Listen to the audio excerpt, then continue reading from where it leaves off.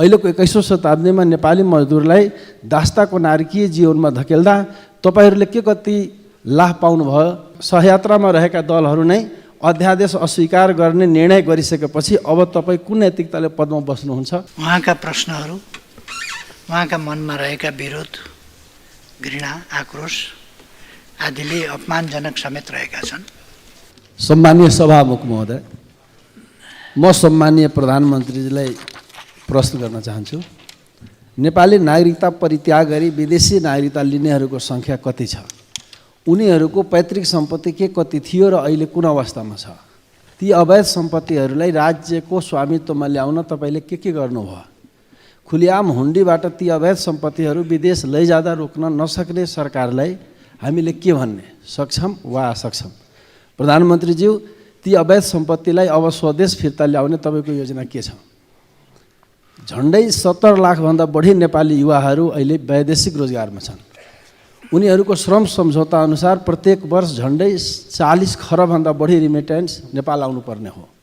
तर अहिलेसम्मको रिपोर्ट बुझ्दा यो वर्ष जम्मा 13 देखि 14 खरब मात्र आउने सम्भावना छ। मेरो प्रश्न छ प्रधानमन्त्रीज्यूलाई, हाम्रा नेपाली युवाहरूले विदेशमा खुन पसिना बगाएर कमाएको पैसा हुन्डी मार्फत खुलिआम कालो धनसँग मिलान भइराख्दा तपाईँ किन मौन बस्नुभयो?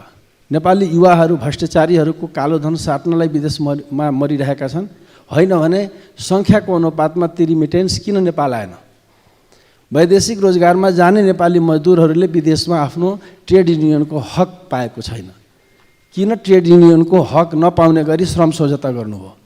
अहिलेको 21औं शताब्दीमा नेपाली मजदुरलाई दास्ताको नारकीय जीवनमा धकेल्दा तपाईहरूले के कति लाभ पाउनुभयो? जानकारी पाऊँ।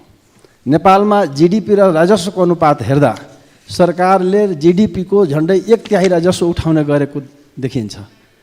57 खरब जीडीपी रहेको हाम्रो देशमा केन्द्र सरकारले झन्डै 14 खरबभन्दा बढी राजस्व उठाउने, प्रदेश सरकारले झन्डै 2 खरब र स्थानीय सरकारले पनि झन्डै 3 खरब राजस्व उठाउने लक्ष्य राखेको देखिन्छ, जो जीडीपीको 30% हुन आउँछ।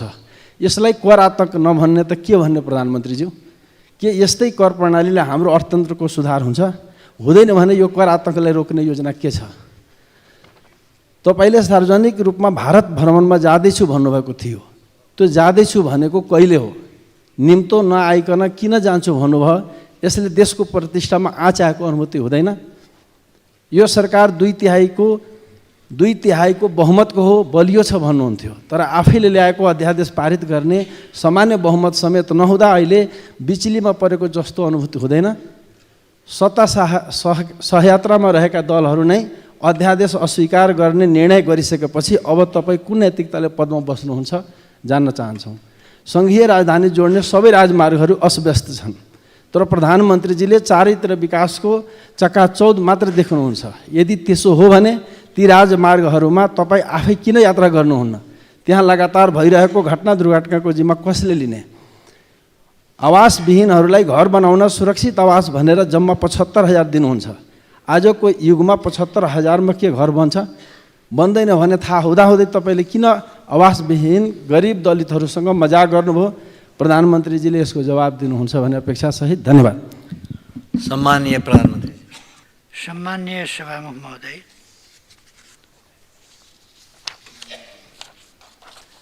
उहाँका प्रश्नहरू, उहाँका मनमा रहेका विरोध, घृणा, आक्रोश आदिले अपमानजनक समेत रहेका छन्।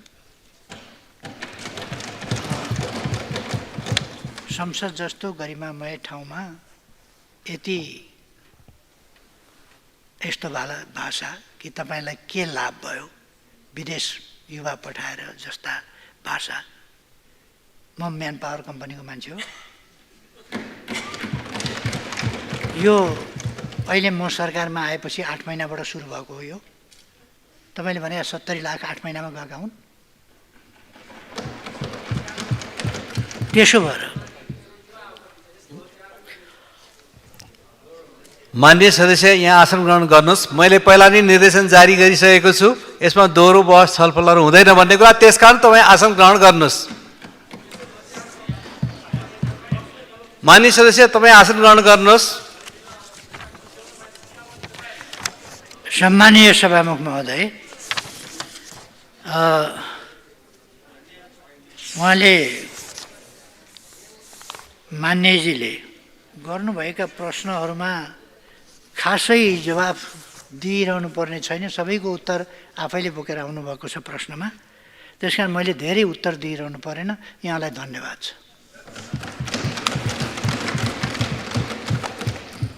मान्य सदस्यहरू, अब म सम्माननीय प्रधानमन्त्री केपी शर्मा ओलीलाई प्रत्यक्ष प्रश्नोत्तरको लागि रोस्टममा आमन्त्रण गर्दछु। मान्य सदस्यहरू, अब प्रधानमन्त्रीसँग प्रत्यक्ष प्रश्नोत्तर कार्यक्रम प्रारम्भ हुन्छ। सर्वप्रथम प्रश्नकर्ता मान्य सदस्य प्रकाश ज्वालालाई सम्माननीय प्रधानमन्त्रीसँग प्रश्न सोध्न अनुमति दिन्छु।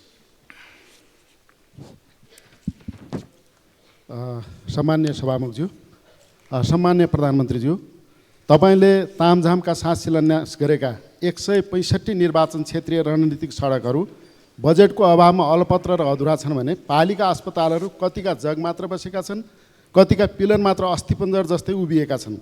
रणनीतिक सडकहरू र पालिका अस्पतालहरूको लागि बजेटको व्यवस्था गरेर काम सम्पन्न गर्ने योजना के छ?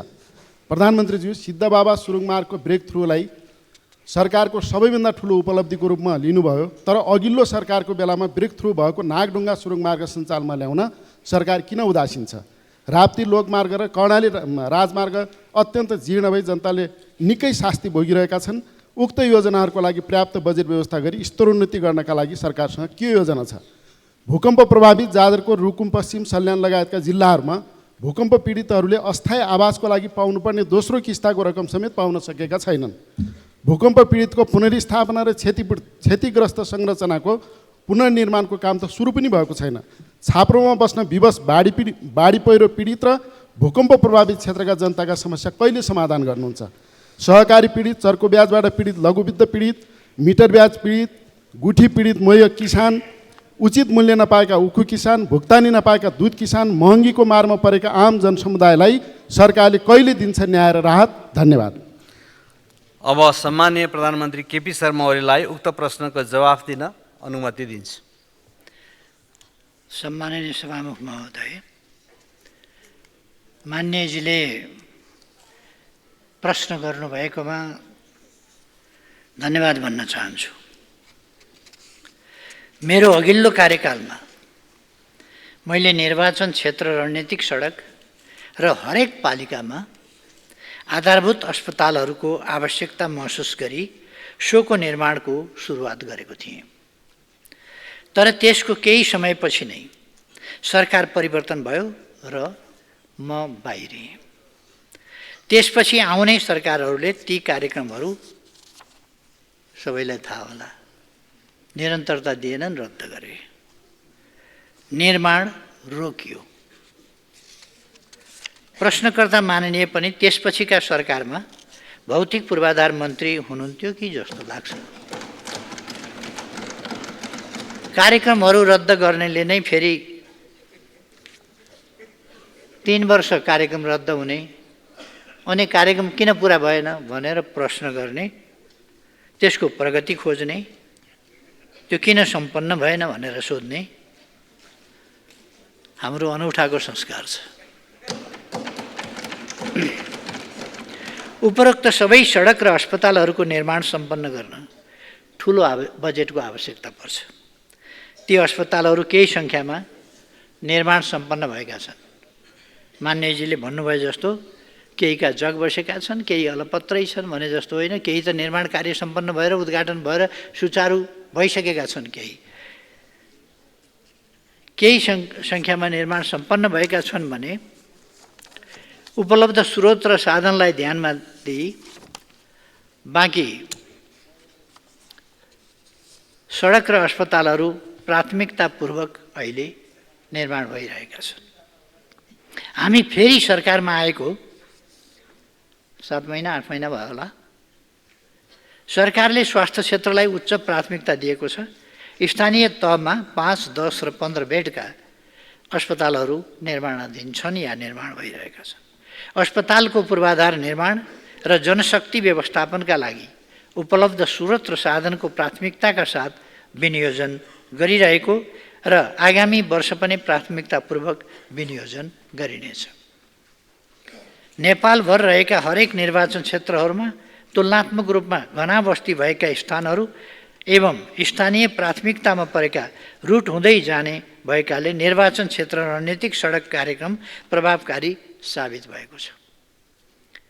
हालसम्म यसको प्रगति करिब 58% रहेको छ अथवा आधारभूत र अप्ठ्यारा खण्डहरू सकिएका छन्। अब माथिको कम्प्लिसनको पाटोतिर त्यसलाई निर्माण सम्पन्न गर्ने पाटोतिर छ। त्यसकारण 40-42% काम बाँकी भए पनि अब सहज खण्ड चाहिँ बाँकी छ।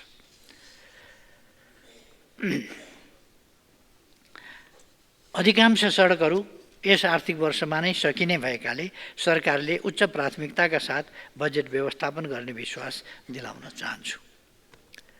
सरकारले खास गरी सडक पूर्वाधार विकासलाई महत्त्व दिई सोही अनुरूप बजेट विनियोजन गर्ने गरेको छ। मान्यज्यूले उठान गर्नुभएको सिद्धबाबा सुरुङ मार्गको ब्रेक थ्रु हुनु खुसीको कुरा हो।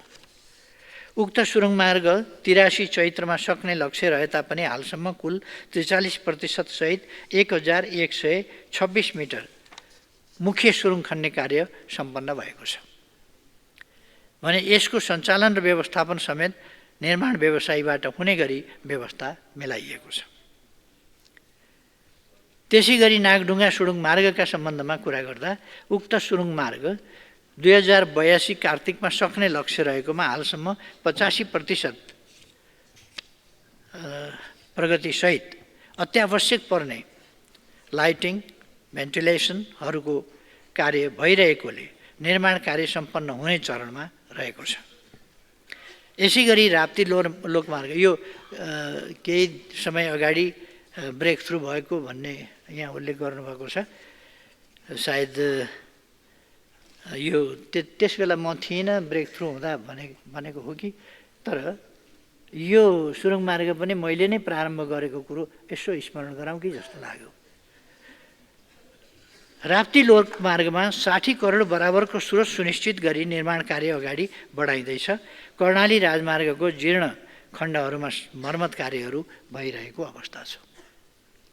जाजरकोट भूकम्पबाट प्रभावित जिल्लाहरूमा हालसम्म 3 अर्ब 95 करोड 65 लाख रकम निकासा भइसकेको छ। रुकुम र जाजरकोट जिल्लामा जिल्ला विपद व्यवस्थापन समितिबाट सिफारिस भई रितपूर्वक आएका सबै भूकम्प प्रभावितका लागि प्रथम र दोस्रो किस्ताको रकम पठाइसकिएको छ। 2081 माघ महिनामा मात्रै भूकम्प प्रभावितहरूका लागि थप रु 80 करोड निकासा भएको छ। जाजरकोट भूकम्पको विस्तृत क्षति आकलनका लागि इन्जिनियरहरूको पहिलो टोली यसै हप्तादेखि फिल्डमा खटिने छ। मनसुनजन्य विपद एवं भूकम्पबाट प्रभावितहरूको समस्या समाधानका लागि विपद व्यवस्थापन राष्ट्रिय परिषदको मिति 81 पौष 28 गते बसेको बैठकले रु 1 अर्बको पुनर्निर्माण तथा पुनर्स्थापना योजना स्वीकृत गरी निजी आवास र भौतिक पूर्वाधार पुनर्निर्माणको लागि स्पष्ट मार्गचित्र तयार भएको छ। सोको प्राथमिकताको आधारमा कार्यान्वयन हुँदै जानेछ। यो भूकम्प गएको भनेको गत वर्ष कार्तिकतिर गएको थियो, म सम्झाउन चाहन्छु। तर क्षति कति भयो भन्ने पनि नभएको 35-36 हजार या 37 हजार घर भएका ठाउँमा 48 हजार घरलाई पहिलो किस्ता वितरण गरेको। कहाँबाट आयो 48 हजार घर? जहाँ जिल्लामै 37-38 भन्दा त माथि छँदै छैन, 37 हजारभन्दा माथि घर छैनन्, त्यो ठाउँमा 48 हजार घर भत्किएर प्राथमिक क्षति कसरी वितरण भयो त्यो अचम्म लाग्छ। घर कहाँ सिमाना नागेर बाहिर गइयो कि सबै भत्किएका थिएनन्, तिनीहरूको दुईपल्ट हिसाब भयो कि के भएर त्यस्तो भयो? त्यतापट्टि अहिले नजाउँ भइगयो। सरकारले सहकारी क्षेत्रमा देखिएका समस्या समाधानका लागि नीतिगत, संस्थागत र व्यवस्थापकीय सुधारका कार्य गरिरहेको छ र पहिले देखिएका समस्याहरू बिस्तारै समाधान उन्मुख रहेका छन्।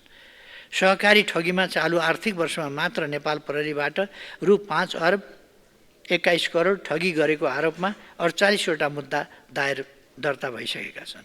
सरकारले सहकारी सम्बन्धी केही नेपाल ऐनलाई संशोधन गर्न बनेको अध्यादेश 2081 जारी गरेको छ, जुन यस क्षेत्रमा देखिएका समस्या समाधानका लागि कोसेढुङ्गा साबित हुनेछ। त्यसैगरी बचत तथा ऋणको मुख्य कारोबार गर्ने सहकारीहरूको नियमनका लागि राष्ट्रिय सहकारी नियमन प्राधिकरणको गठन गरी कार्य सम्पादन भइरहेको छ। यहाँले उठान गर्नुभएको अनुचित लेनदेन मिटर ब्याज पीडितलाई न्याय र राहत दिने सम्बन्धमा यस समस्याको अन्त गरी दीर्घकालीन समाधान गर्नका लागि जाँचबुझ गरी राय सुझाव सहितको प्रतिवेदन पेश गर्न गठन भएको आयोगमा दर्ता भएका मध्ये 5200 उजुरी फर्सेट भइसकेका छन्। यसैगरी नेपाल प्रहरीका जिल्लास्थित कार्यालयमा प्राप्त उजुरीहरू छानबिन गरी टुङ्गो लगाउने कार्य भइरहेको छ। मान्यज्यूले उठान गर्नुभएको उखु किसानले आफ्नो उत्पादनको उचित मूल्य नपाएको र दुग्ध किसानको बाँकी रकम भुक्तानी हुन नसकेको विषयमा सरकारको ध्यानाकर्षण भएको छ। यो दुग्ध किसानको बाँकी रकम यस वर्षको होइन, गत वर्षको हामी सरकारमा आउनभन्दा पहिलेको बाँकी रकम हो। त्यो बाँकी रकम हामीले धेरै मात्रामा तिरेका छौँ। यसै सन्दर्भमा उखु किसानले आफ्नो उत्पादनको उचित मूल्य पाउन् भन्ने उद्देश्यले उखु क्रसिङ हुनु पूर्व नै नेपाल सरकारले उखुको खरिद मूल्य तोक्ने गरेको छ। सरकारले निर्धारण गरेको खरिद मूल्यमा कृषकहरूबाट उखु खरिद गरी तुरुन्तै भुक्तानी दिन उखु मिलहरूलाई निर्देशन दिइएको छ। चालु आर्थिक वर्षका लागि मङ्सिर महिनामा उखुको खरिद मूल्य रु 585 प्रति क्विन्टल तोकिएको छ। गत वर्ष आफूले उत्पादन गरेको उखुलाई मिलमा क्रसिङ गराएका 8 जिल्लाका करिब 65,000 कृषकहरूलाई सम्बन्धित उखु मिलले दिने खरिद मूल्यका साथै नेपाल सरकारले रु 70 प्रति क्विन्टलका दरले 1 अरब 44 करोड 92 लाख रकम अनुदान प्रवाह गरेको छ। यस सम्बन्धमा चाहिँ अहिलेको अर्थतन्त्रलाई हेरेर अलिक पुनः विचार गर्नुपर्ने अवस्था पनि देखिन्छ। अब दुग्ध किसानको भुक्तानी सम्बन्धमा दुग्ध विकास संस्थानले हालसम्म 2 अरब 4 करोड रकम भुक्तानी दिइसकेको छ। दुग्ध विकास संस्थानलाई दुध बिक्री गर्ने सबै कृषकहरूको भाद्र मसान्तसम्मको बाँकी रकम भुक्तानी भइसकेको छ भने बाँकी रकम पनि क्रमशः भुक्तानीको प्रक्रियाका लागि अघि बढाएको छ। केही निजी डेरीहरूले कृषकहरूलाई भुक्तानी गर्न बाँकी रहेको दुध बिक्री रकम यथाशीघ्र भुक्तानी गर्न निर्देशन दिएको छ। जनतालाई मान्य सदस्यहरू आपसमा कुराकानी नगरिकन प्रश्नको उत्तर सुन्न म अनुरोध गर्छु। निजी डेरीहरूले कृषकहरूलाई भुक्तानी गर्न बाँकी रहेको दुध बिक्री रकम यथाशीघ्र भुक्तानी गर्न निर्देशन दिइएको छ। जनतालाई महँगीको मारबाट मुक्त गर्न नियमित रूपमा चाडबाडको समयमा सघन रूपमा बजार अनुगमन गर्ने गरिएको छ। खाद्य व्यवस्था तथा व्यापार कम्पनी लिमिटेड र साल ट्रेडिङ लिमिटेड जस्ता सार्वजनिक संस्थानबाट चाडबाड लक्षित सुपथ मूल्य पसल देशका विभिन्न स्थानमा सञ्चालन गर्ने गरिएको छ। कानुन विपरीतका क्रियाकलाप कोही कसैले गरेमा प्रचलित कानुन बमोजिम कारबाही गर्न सरकार प्रतिबद्ध छ।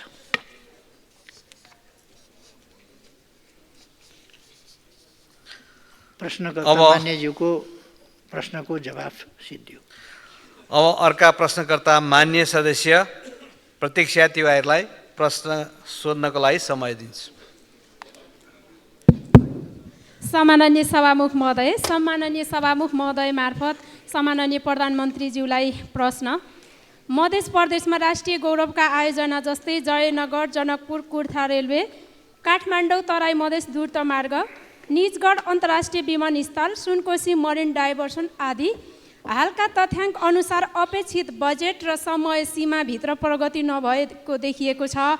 यस सन्दर्भमा तपाईँले ती आयोजनाहरूमा देखिएको बजेट, ठेक्का व्यवस्थापन र प्रक्रियागत ढिलाइका चुनौतीहरूलाई समाधान गर्न कस्ता ठोस नीति, बजेट विनियोजन र अनुगमनका सुधारका उपायहरू अवलम्बन गर्ने सोच राख्नु भएको छ? साथै मध्य प्रदेशको विकासलाई राष्ट्रिय गौरवको स्तरमा पुर्याउन नयाँ रणनीति पहलहरू के हुन्? चुरे दोहनका कारण मध्य प्रदेशमा खानेपानीका मुहान सुक्नुका साथै वातावरण प्रदूषणको समस्या बढ्दो छ, जसकारण मानव जीवनमा गम्भीर समस्या पैदा भएको छ। यस्तै कोसीदेखि नारायणी नदीसम्म चुरेको काखमा कृत्रिम नहर निर्माण गरी चुरे तथा तराई रिचाइ सिँचाइ खानेपानीको समस्या समाधान गर्न उपयुक्त हुने देखिन्छ। यस सन्दर्भमा चुरे दोहन अन्त्य गर्न नेपाल सरकारको योजना के छ? अब सुक्खा मौसमसँगै वर्षा नहुन्जेलसम्म खानेपानीका चापाकल नदीनाला सुकी पानीको हाहाकार बढ्नेछ। खानेपानी व्यवस्थापनको लागि तत्कालीन र दीर्घकालीन ठोस योजना के छ जान्न चाहन्छु। धन्यवाद। अब सम्माननीय प्रधानमन्त्रीजी जवाफ दिनुहुन। सम्माननीय सभामुख महोदय, माननीय ज्यूको प्रश्नमा मेरो जवाब यस प्रकार छ। तराई मधेसमा रहेका एवं त्यहाँका नागरिक लाभान्वित हुने आयोजनाहरूलाई सरकारले सधैँ प्राथमिकतामा राखेको छ। यी आयोजनाहरूले तराई मधेस क्षेत्र मात्र नभएर समग्र देशको आर्थिक एवं सामाजिक विकासमा योगदान पुर्याउने भएकोले देशकै राष्ट्रिय गौरवका आयोजनाहरू हुन्। 16औं योजनामा यी आयोजनाहरूलाई प्राथमिकताका साथ समावेश गरिएको छ। आवधिक योजनाको लक्ष्य अनुरूप हरेक वर्ष नीति तथा कार्यक्रम एवं बजेटमा पनि यस्ता आयोजनामा उल्लेखनीय बजेट विनियोजन गरी आयोजना कार्यान्वयनमा संलग्न निकायहरूलाई क्रियाशील बनाइएको छ। जयनगर, जनकपुर, कुर्था, विजयपुरा 52 किलोमिटर रेलवेको निर्माण कार्य सम्पन्न भई यात्रुवाहक रेल सेवा दैनिक सञ्चालनमा आएको छ। जयनगर जनकपुर हरेक दिन 3 पटक र जनकपुर विजयपुरा दिनको 1 पटक आउने जाने गरी रेल सेवा दिइएको छ। थप विजयपुरा बर्दिवाससम्मको 17 किलोमिटर खण्डमा भारतीय सरकारको सहयोगमा छिट्टै निर्माण प्रक्रिया अघि बढ्दैछ। काठमाडौँ तराई मधेस द्रुतमार्ग शीघ्रताका साथ सम्पन्न गर्न नेपाली सेनालाई यसको जिम्मेवारी तोकिएको छ। यस आयोजनालाई छिटो सम्पन्न गर्ने सम्बन्धमा सम्बद्ध निकायका उच्च पदाधिकारीहरूसँग पटक पटक छलफल गरी तीव्रताका साथ कार्यान्वयन गरेको छु। यस आयोजनाको हालको भौतिक प्रगति 37.6% रहेको छ। सुनकोशी मरिन डाइभर्सन बहुद्देश्यीय आयोजनाको सुरुङको निर्माण सम्पन्न भई हाल हेडवर्क र पावर हाउस लगायतका संरचना निर्माणको काम अघि बढेको छ। हाल यसको भौतिक प्रगति 35.18% रहेको छ। निजगढ अन्तर्राष्ट्रिय विमानस्थलले ठुलो लगानीको माग गर्दछ। त्यस योजनाको लगानीको व्यवस्थापन गरी निर्माण कार्य अगाडि बढाउन सरकार सकारात्मक ढङ्गले सोचिरहेको छ र पहल पनि गरिरहेको छ। चुरेको भूबनोट माटोको प्रकृति, जैविक विविधतामा ह्रास र छोटो समयमा सघन वर्षा आदि कारणले यो क्षेत्र अति संवेदनशील छ। चुरे क्षेत्र र तराई मधेसमा देखिएको पानीको समस्या समाधानका लागि सुरुवाती चरणबाटै राष्ट्रपति चुरे संरक्षण कार्यक्रम मार्फत पानीका स्रोतको संरक्षणका विभिन्न कार्यक्रमहरू सञ्चालन हुँदै आइरहेका छन्। हालसम्म 657 वटा भूमिगत जल पुनर्भरण, पोखरी निर्माण तथा संरक्षण, 159 वटा तालतलैया तथा सिमसार व्यवस्थापन, 176 वटा rain water run off harvesting dam, 76 वटा जल पुनर्निर्भरण एवं संरक्षण, पोखरी निर्माण, 548 वटा पानी मुहान संरक्षण तथा कुवा उत्खनन लगायतका कार्य सम्पन्न गरिएको छ। चुरेको संरक्षण गरी वातावरण संरक्षण, खानेपानीको आपूर्ति व्यवस्थापन जस्ता जनतासँग प्रत्यक्ष सम्बन्धित रहेका विषयमा सरकारले उच्च प्राथमिकता दिएको छ। मान्यज्यूको प्रश्नको जवाब यति नै। सभामुख महोदय। अब अर्का प्रश्नकर्ता माननीय सदस्य प्रतिमा गौतम, प्रश्न राख्नुहोस्।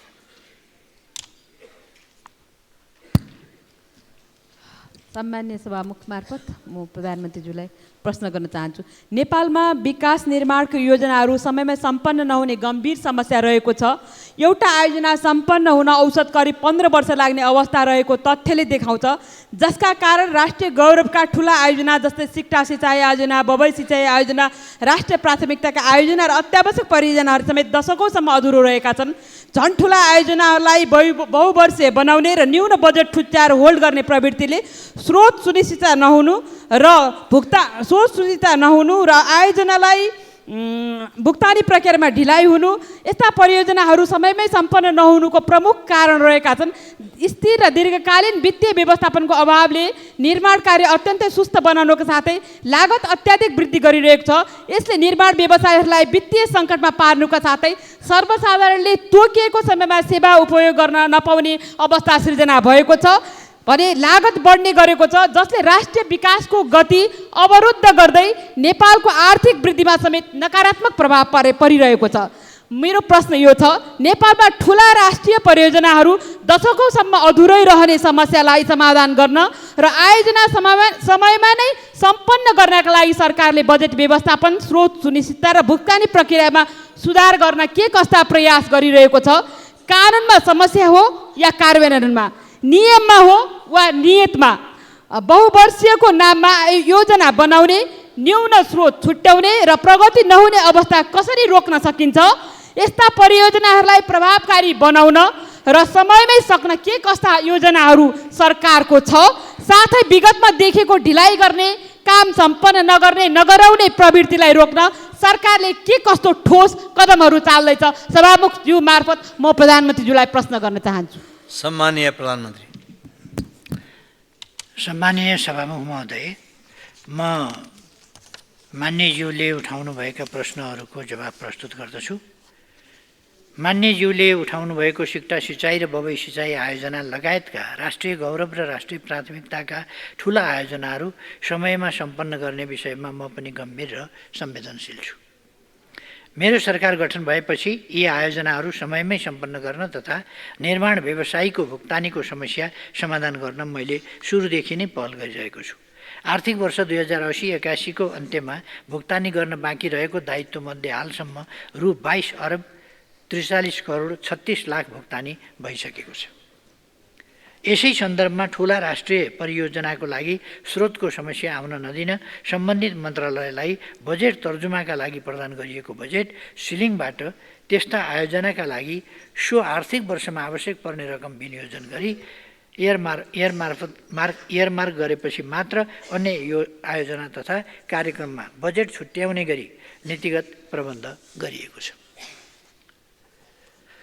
नयाँ बहुवर्षीय आयोजनाका लागि स्रोत सुनिश्चित गर्दा विस्तृत आयोजना प्रतिवेदन वा विस्तृत इन्जिनियरिङ डिजाइन स्वीकृत भएको, वातावरणीय मूल्याङ्कन सम्बन्धी परीक्षण सम्पन्न भएको, जग्गा प्राप्तिको प्रक्रिया टुङ्गिएको, साइट क्लियरेन्स भएको, मध्यकालीन खर्च संरचनामा समावेश भएको तथा खरिद गुरु योजना तथा कार्यान्वयन योजना स्वीकृत भएको, आयोजनाको कार्यान्वयन आवश्यक र औचित्यपूर्ण देखिएमा स्रोतको उपलब्धताको आधारमा मात्र स्रोत सहमति दिने कानुनी व्यवस्था गरिएको छ। राष्ट्रिय गौरवका आयोजना तथा अन्य ठुला राष्ट्रिय आयोजनाका लागि स्रोतको अभाव हुन नदिन सम्बन्धित मन्त्रालयका लागि विनियोजित बजेटमध्ये कुनै कार्यक्रम सञ्चालन हुन नसक्ने वा कुनै शीर्षकमा विनियोजित बजेटमध्ये केही वा पुरै बचत हुने भएमा रकमान्तर मार्फत त्यस्ता महत्त्वपूर्ण आयोजनाका लागि बजेट व्यवस्थापन गर्न अर्थ मन्त्रालयले नीतिगत तथा प्रक्रियागत सहजीकरण गर्ने गरिएको छ। बहुवर्षीय आयोजनाका लागि स्रोत सहमति प्रदान गर्न आयोजना सम्पन्न हुने अवधि किटान गर्ने गरिएको छ। ठुला राष्ट्रिय परियोजनाको नियमित अनुगमन गरी भौतिक तथा वित्तीय प्रगतिको आधारमा आवश्यक बजेट व्यवस्थापन गर्ने गरिएको बेहोरा समेत जानकारी गराउन चाहन्छु। मैले विश्वासको मत लिने क्रममा प्रतिनिधि सभाको बैठकमा मन्तव्य दिँदा नेपालमा विगत लामो समयदेखि जकडिरहेको काम हुँदैछ, वर्क इन प्रोग्रेस भन्ने संस्कृतिको ठाउँमा थालेको काम सक्छौँ भन्ने मान्यता स्थापित गर्ने र यसका लागि विकास निर्माण सम्बन्धी नीतिगत सुधार गर्ने प्रतिबद्धता व्यक्त गरेको थिएँ। विकासको ढाँचा, गति र संस्कृतिमा सुधार गर्न राष्ट्रिय योजना आयोग एवं अन्य सरकारवाला मन्त्रालयसँग परामर्श गरी आयोजना तर्जुमाको खाका प्रोजेक्ट प्लानिङ टेम्प्लेट स्वीकृत गरी कार्यान्वयनमा ल्याइएको छ। यसबाट सीमित स्रोत साधनको कुशल प्रयोग गरी परियोजनाहरू समयमै प्रभावकारी रूपमा सम्पन्न हुनेछन् भन्ने मैले विश्वास लिएको छु। साथै प्रधानमन्त्री तथा मन्त्री परिषदको कार्यालयमा रहेको एक्सन रुमबाट मैले समय समयमा आयोजनाहरूको अनुगमन गरी समयमै सम्पन्न गर्न सहजीकरण र निर्देशन गरेको छु। मेरो मान्यजीको प्रश्नहरूमाथिको उत्तर सिद्धियो। अब अर्का प्रश्नकर्ता मान्य सदस्य वर्षमान पुनलाई समय दिन्छु।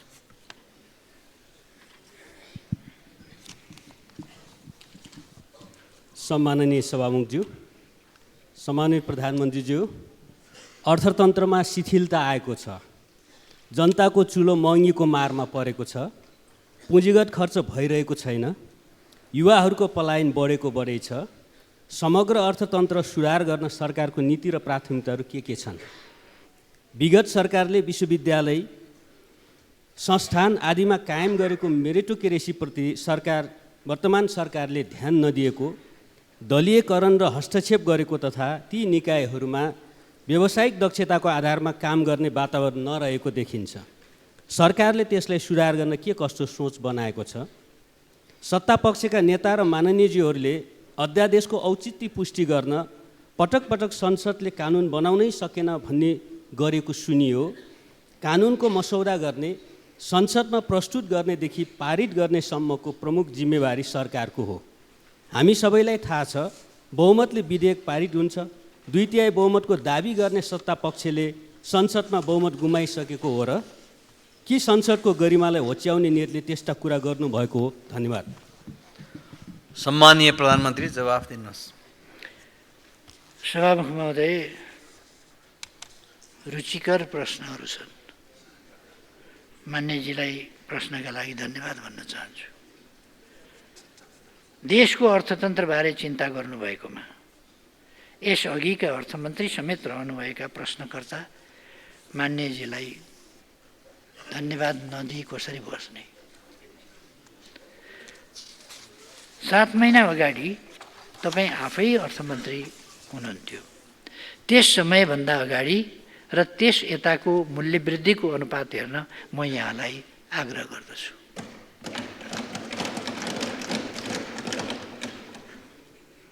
फेरि पनि प्रश्न गर्नुभएकोमा, सरकारको ध्यानाकर्षण गर्नुभएकोमा धन्यवाद छ। तर उस बेलाको पनि अलिकति सम्झिनुपर्छ कि जस्तो लाग्यो। हामीले अब आँकडामा प्रश्नोत्तर गर्ने, त्यसको तुलना गर्ने बानी बसाउनुपर्छ भन्ने लाग्छ।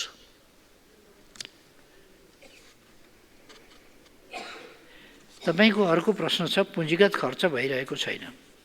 हो, हाम्रो पुँजीगत खर्च कम छ, तर मान्यज्यू अर्थमन्त्री भएको अवधिको तुलनामा भने अलि बढी नै छ। यसै अवधिको तुलनामा चालु आर्थिक वर्षको 6 महिनाको पुँजीगत खर्च 15%ले वृद्धि भएको छ। हाम्रो अर्थतन्त्रमा सुस्तता एकै दिनमा आएको होइन र सुस्तता एकै दिनमा हट्ने पनि होइन। हामी सरकारमा आएपछि अर्थतन्त्र सुधारका लागि गम्भीर रूपमा काम गरिरहेका छौँ र सुधारका केही नतिजाहरू पनि देखिएका छन्। असारमा धान नरोपेपछि नै हो मङ्सिरमा धान नफल्ने।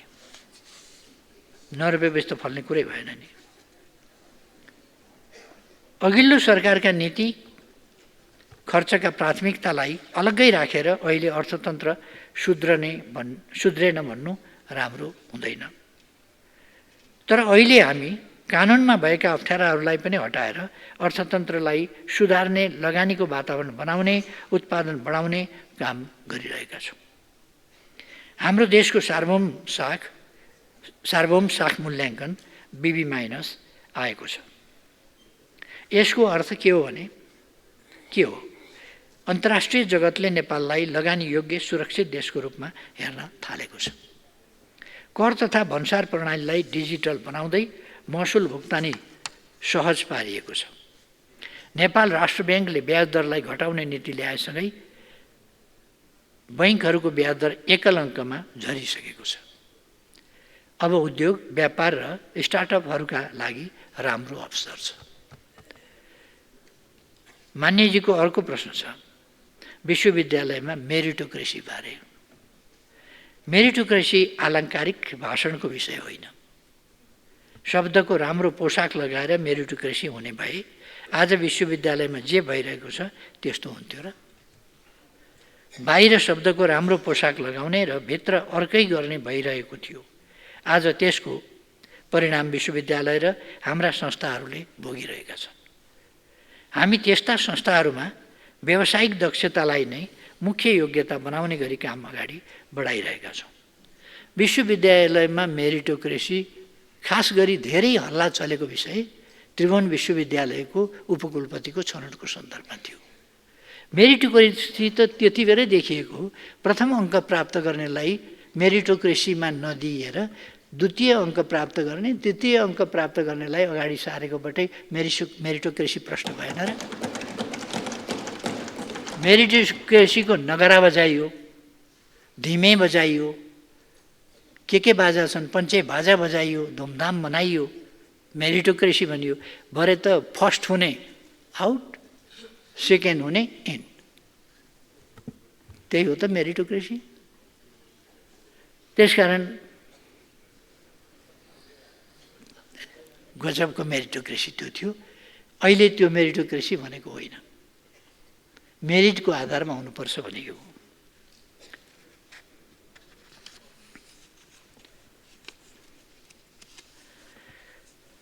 अध्यादेश ल्याएर संसदलाई किन होच्याएको भन्ने मान्यज्यूको प्रश्नको मैले जवाब दिइरहनु पर्दैन, किनभने म सम्मानीय सभामुखज्यू मार्फत 2080 वैशाख 20 गतेको दिन सम्झन उहाँलाई आग्रह गर्न चाहन्छु।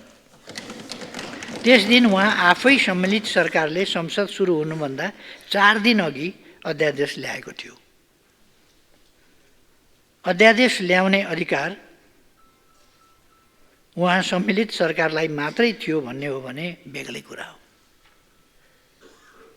तर आवश्यक पर्दा सरकारले अध्यादेश ल्याउन सक्ने व्यवस्था संविधानले नै गरेको छ। हामीले नागरिकलाई सेवा प्रवाहमा छरितोपन ल्याउन, लगानीको वातावरण बनाउन र अर्थतन्त्रका समस्या हटाएर सुधारतर्फ लैजान अध्यादेश ल्याउनु परेको थियो, जुन संसदमा दर्ता भइसकेका छन्। प्रक्रियाबाट नै यी पारित पनि हुन्छन्। एउटा कुरा छ्यास थपिहाल्नु कि जस्तो लाग्छ, कानुनमा रिक्तता भयो अथवा 40 वा 40%, किन 40 र 40% भन्दा संवैधानिक अधिकार कहिल्यै कसैले प्रयोगै गर्न नपाउने भयो। त्यो संविधानमा लेखिने बाहेक अरू प्रयोग हुन नसक्ने भयो। त्यसकारण 40 वा 40 भनेर मैले अध्यादेश जारी गरेको थिएँ।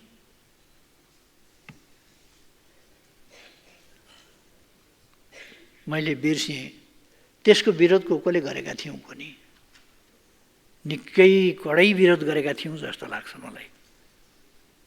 यो लोकतन्त्र सिद्ध्याउन खोज्यो, संविधान मास्न खोज्यो, संविधान विरोधी प्रधानमन्त्री आदि इत्यादि भनिएन, संविधान पल्टाउने कोसिस गरिएन, विरोध जोड जुलुमसँग भयो। मलाई मात्रै संविधानको कार्यान्वयन गर्नु पनि थिएन। त्यसो भए लौ न त, मैले अध्यादेश फिर्ता लिएँ। पछि त मेरै पार्टी फुटाउनलाई 20 वा 20 भनेर अध्यादेश जारी गरे होइन र? 20 वा 20%। अस्ति अध्यादेश ल्याउन भन्दा अगाडि मैले धेरै हल्ला सुने पार्टी फुटाउनका लागि।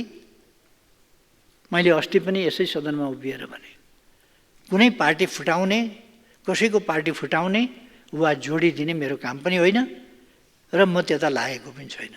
मेरो त्यो सौखको विषय होइन र यस्ता खुद्रा विषय मेरो कार्यसूचीमा छैनन्। मैले त्यो भनेको थिएँ। र अहिले ल्याएको मैले त्यस प्रकारको अध्यादेश पनि ल्याएको छैन। त्यो यस संसदमा विधिवत कानुनी प्रारूप दिनै पर्नेछ। त्यो कमसेकम म कसैको पार्टी फुटाउने ध्येय राखेर 20 वा 20 भन्ने चाहिँ ल्याउने छैन। 20 वा 20 जस्तो प्रावधान चाहिँ ल्याउने छैन। त्यति चाहिँ म भनिराखौँ। कसैको पार्टी फुटाउनु पर्ने आवश्यकता पनि छैन र त्यो हाम्रो काम पनि होइन। कुन पार्टी फुट्छ, कुन पार्टी फुट्दैन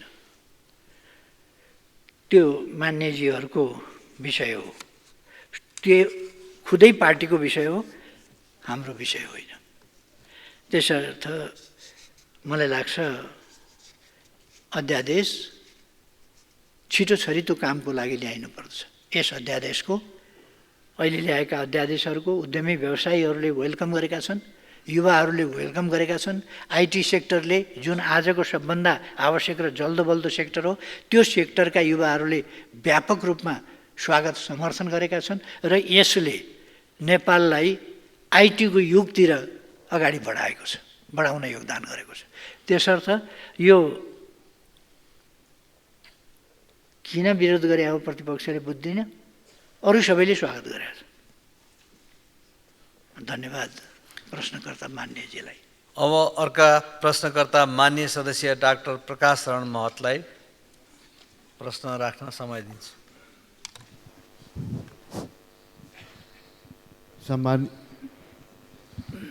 सम्मान्य सभामुख महोदय, सम्मान्य प्रधानमन्त्रीज्यूलाई मेरो दुईटा जिज्ञासाहरू छन्।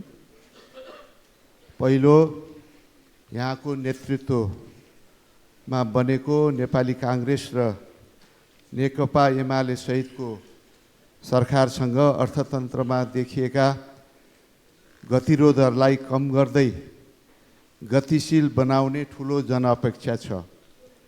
अध्यादेश मार्फत आएका केही कानुनी सुधारले लगानीको वातावरण निर्माण गर्न केही मद्दत पुग्ने अपेक्षा गरिएको छ।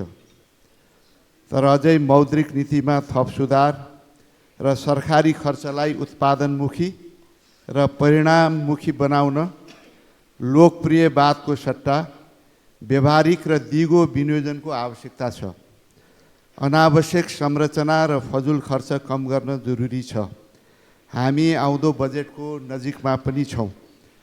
सम्मान्य प्रधानमन्त्रीले प्राथमिकतामा आधारित परिणाममुखी विनियोजनका लागि के कस्तो तयारी हुँदैछ, साथै समग्र अर्थतन्त्रलाई चलायमान बनाउन आवश्यक दोस्रो चरणको आर्थिक सुधारको बारेमा सरकारले के सोचेको छ। दोस्रो मेरो जिज्ञासा छ, स्थिरता दिने लक्ष्यका साथ यो सरकार बनेको छ। मुख्य गठबन्धन दलहरू बीचको उच्च कोटिको तालमेल, विश्वास र लक्ष्यप्रतिको समान लयले यो लक्ष्य प्राप्त हुनेछ। यसमा अहिलेसम्मको सम्मान्य प्रधानमन्त्रीको अनुभव के छ? धन्यवाद। अब सम्मान्य प्रधानमन्त्रीज्यू। सभामुख महोदय, मान्य सदस्यज्यूको प्रश्नको जवाफ यस प्रकार छ। सर्वप्रथम अर्थतन्त्रलाई गतिशील बनाउने सम्बन्धमा मान्यज्यूले राख्नुभएको सुझावका लागि धन्यवाद। यस विषयमा मैले यसअघि नै केही कुरा स्पष्ट पारिसकेको छु। जहाँसम्म प्राथमिकतामा आधारित परिणाममुखी विनियोजनको तयारीको कुरा छ, आगामी आर्थिक वर्ष 82-83 को बजेटलाई प्राथमिकतामा आधारित र परिणाममुखी बनाउन र आर्थिक सुधारका कार्यक्रमहरू सञ्चालन गरी अर्थतन्त्रमा देखिएका चुनौती सम्बोधन गर्न, विकास निर्माणका गतिविधिलाई तीव्रता दिन, सेवा प्रवाहमा सुधार तथा सुशासन कायम गर्न सरकार प्रतिबद्ध रहेको बेहोरा जानकारी गराउन चाहन्छु। चालु खर्चमा मितव्ययिता कायम गर्दै पुँजीगत खर्चमा वृद्धि तथा आयोजना कार्यान्वयनमा सुधार गर्न बजेट तर्जुमा गर्दा एवं आयोजना छनौट तथा प्राथमिकीकरण गर्दा आयोजना बैंकमा प्रविष्टि भएको, क्षेत्रगत प्राथमिकतामा परेको, लगानीको स्रोत सुनिश्चितता भएको, छोटो समयमा प्रतिफल दिने आयोजना वर्गीकरण मापदण्ड बमोजिम आयोजनाको सम्पूर्ण पूर्व तयारीका काम सम्पन्न भएका आयोजना मात्र छनौट गर्ने व्यवस्था मिलाइनेछ। यसै गरी आयोजना कार्यान्वयनमा शीघ्रता ल्याउन, ठेका व्यवस्थापनमा देखिएका समस्या समाधान गर्न, सार्वजनिक खरिद कानुनमा सामयिक संशोधन गर्न र अन्तर्तह तथा अन्तर्निकाय समन्वय कायम गर्न संयन्त्रहरूलाई क्रियाशील बनाइनेछ। यसै गरी हालै जारी अध्यादेश मार्फत भएका नीतिगत र कानुनी सुधारले व्यावसायिक वातावरणमा सुधार आउने र लगानी अभिवृद्धि भई आर्थिक गतिविधि बढ्ने विश्वास लिएको छु। विकास, समृद्धि र स्थिरताका लागि नै नेपालको प्रजातान्त्रिक आन्दोलनमा महत्त्वपूर्ण भूमिका रहेका दुई ठूला राजनीतिक दलहरूसहित अन्य दलहरू मिलेर वर्तमान सरकारको गठन गरिएको हो। गठबन्धनमा रहेका दलहरूबीच मुलुकको विकास र समृद्धिलाई निरन्तरता दिई राजनीतिक स्थिरता कायम गर्दै अगाडि बढ्ने विषयमा सत्ता साझेदार दलहरूबीच कुनै शङ्का उपशङ्का गर्न जरुरी छैन। हामीबीच उच्च विश्वास र समझदारी रहेको छ। धन्यवाद। अब अर्का प्रश्नकर्ता माननीय सदस्य प्रभु हजारा। सम्माननीय सभामुख महोदय, सम्माननीय प्रधानमन्त्रीज्यू, हजुर नै योभन्दा अगाडि प्रधानमन्त्री रहनुभएको बेला स्वास्थ्य क्षेत्रलाई ख्याल राखी वीरगञ्जको नारायणी अस्पताल 500 शय्याको अस्पताल निर्माण गर्न 1 अरब 55 करोड विनियोजन गरी टेन्डर प्रक्रिया अगाडि बढिरहेको अवस्थामा ठेकदार र भवन विभागको बीच विवादले सर्वोच्च अदालतमा मुद्दा चलिरहेको थियो। सो सम्बन्धमा यही माघ 28 गते सर्वोच्च अदालतले फैसला गरेको छ। उक्त फैसलाबाट भवन निर्माणको लागि मार्ग प्रशस्त भएको छ। त्यस भेगमा जनताले सम्माननीय प्रधानमन्त्रीज्यूप्रति धेरै आभारी छन्। यो कार्यलाई सम्पन्न हुने गरी अगाडि नेपाल सरकारको कसरी सोच रहेको छ। त्यसैगरी विगत 4 वर्षमा मुलुकको चालु खर्च 100% बढ्यो, तर राजस्व अपेक्षित अनुसारको उठ्न सकेको छैन। वित्तीय व्यवस्थापन खर्च बढेको छ। यस्तो अवस्थामा चालु खर्चको दायरा घटाउँदै उल्लेखनीय मात्रामा पुँजीगत खर्च बढाउनु कस्तो योजना बनाउनु भएको छ? साथै चैत वैशाख महिना आउनु लागेको छ। देशमा अब हावाहुरी आउनेछ। तराईमा आगलगी र पहाडमा डढेरो हुनेछ। यसको पूर्व तयारी कस्तो अवस्थामा छ? हालै सरकारले एउटा निर्णय गरेको छ। सचिव स्तरीय निर्णयहरू मन्त्री परिषदमा नलैजाने। त्यसका लागि मैले यो सरकारको ठुलै सुशासनको बलियो पाइला हो। यसका लागि म सरकारलाई धन्यवाद दिन चाहन्छु। धन्यवाद। सम्माननीय प्रधानमन्त्रीज्यू। सम्माननीय सभामुख महोदय, मलाई अलिकति खुट्टामा थोरै समस्या भएको हुनाले कुर्सी प्रयोग गर्ने गरिएकै छ। कुर्सीले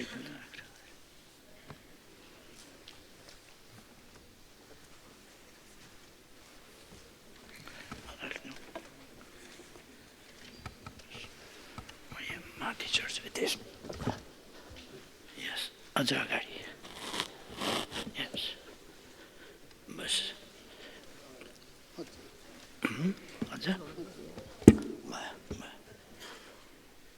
अलिकति पछाडि, अलिकति पछाडि।